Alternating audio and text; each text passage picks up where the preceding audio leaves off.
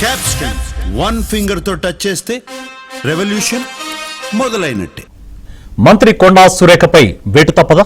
వనపర్తి పంచాయతీపై ఏం తేల్చారు? టీపీసీసీ క్రమశిక్షణ కమిటీ భేటీలో అసలేం చర్చించారు?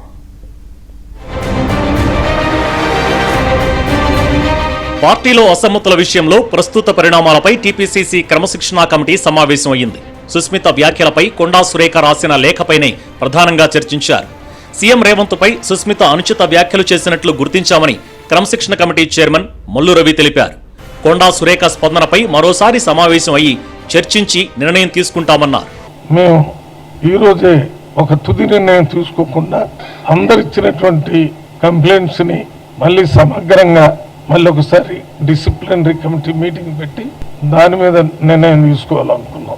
ఎవరైనా కానీ మా దృష్టిలో వ్యక్తులు ముఖ్యం కాదు, కాంగ్రెస్ పార్టీ ముఖ్యం. టీపీసీసీ క్రమశిక్షణ కమిటీ నోటీసుకు ప్రణాళిక సంఘం ఉపాధ్యక్షుడు చిన్నారెడ్డి సమాధానమిచ్చారు. పార్టీ అధిష్టానానికి వ్యతిరేకంగా ఎలాంటి వ్యాఖ్యలు చేయలేదన్నారు. ఏఐసీసీ 2 ఏళ్ల 8 నెలల్లో ఒరిజినల్ కాంగ్రెస్ నాయకులు కార్యకర్తలు అనుభవిస్తున్న బాధలు మాత్రమే చెప్పానన్నారు. ఈ వ్యవహారాన్ని ఇంతటితో ముగించి నోటీసును ఉపసంహరించుకోవాలని చిన్నారెడ్డి కోరారు.